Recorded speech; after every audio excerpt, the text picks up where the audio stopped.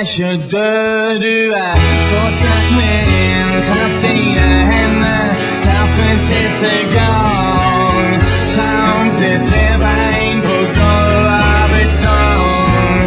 Klokkene ringer, de ringer deg inn. Og kom på min side av igjen. Kom på min side av igjen. Kom på min side av igjen. Kom på min side av igjen. Kom på min side av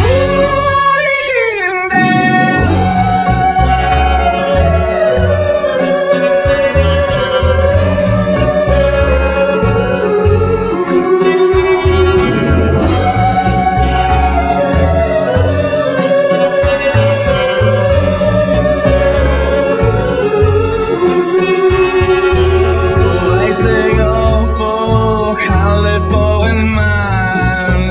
Nok er nok, du snakker løgn, snakker sant. Om du har et siste ord før du drar, så spar de til du kommer ned til din far. Spar de til du